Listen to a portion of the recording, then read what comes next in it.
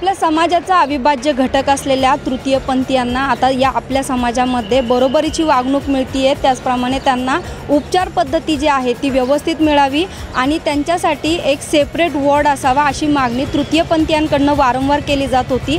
त्यासाठी ससून रुग्णालयामध्ये तृतीयपंथीयांकडून वारंवार पत्रव्यवहार सुद्धा केले जात होते। यासाठी आता पुढाकार घेतलाय राष्ट्रवादी महिला काँग्रेसच्या अध्यक्षा रुपालीताई चाकणकर यांनी। आज त्यांनी निवेदन दिलेलं आहे। ताई, काय सांगाल, काय मागण्या? पुणे हे विद्येचे माहेरघर आहे, विचारांचं आणि संस्कृतीचं शहर म्हणून पुण्याची ओळख आहे।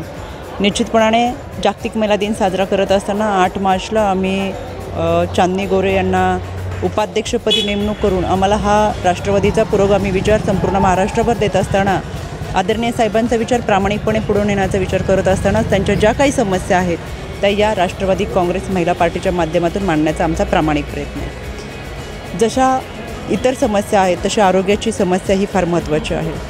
पुणे शहरच काय संपूर्ण महाराष्ट्रभरात असं वाटतं आणि चांदणीचं त्यांचं 6,500 लोकसंख्या असलेली पुणे शहरात त्या सगळ्यांचंच असं म्हणणं आहे की आरोग्याच्या बाबत आमच्यासाठी स्वतंत्र व्यवस्था कोणत्याच हॉस्पिटलमध्ये नाही।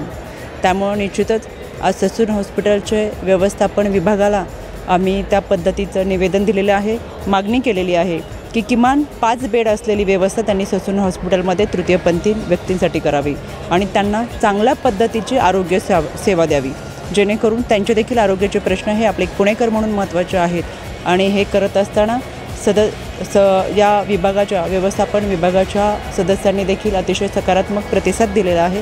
निश्चितपणाने आम्हाला याची खात्री आहे की ते आम्हाला चांगल्या पद्धतीचा प्रतिसाद देतीलच, पण तृतीयपंथींसाठी स्वतंत्र आरोग्य व्यवस्था करून एक पुणेकरांना आणि महाराष्ट्रभरात एक चांगला संदेश देतील। चांदनी गोरे आहे आपल्यासोबत। चांदनी, काय सांगशील? वारंवार तुझ्याकडून मागणी होत होती एक वेगळा सेपरेट वॉर्ड असावा म्हणून, आज त्या मागणीला रुपालीताईंकडून पाठिंबा मिळतो, काय सांगशील?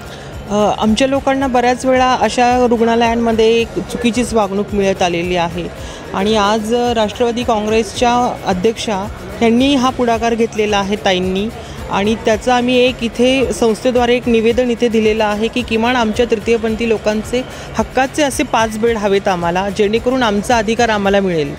कारण संविधान सांगतं की सर्वांना समान अधिकार आहे, मग तो अधिकार आम्हालाही हवा आहे। नक्कीच या तृतीयपंथीयांना 5 बेडची त्यांनी मागणी केलेली आहे आणि हॉस्पिटल प्रशासनाने देखील त्यांना पॉझिटिव्ह असा रिस्पॉन्स दिलेला आहे। लवकरच त्यांची मागणी प्रत्यक्षात उतरताना आपल्याला दिसणार आहे। आमच्या चेकमेट टाइम्सला यूट्यूबवर पाहण्यासाठी सबस्क्राईब करा आणि फेसबुकवर पाहण्यासाठी नक्की लाईक करा।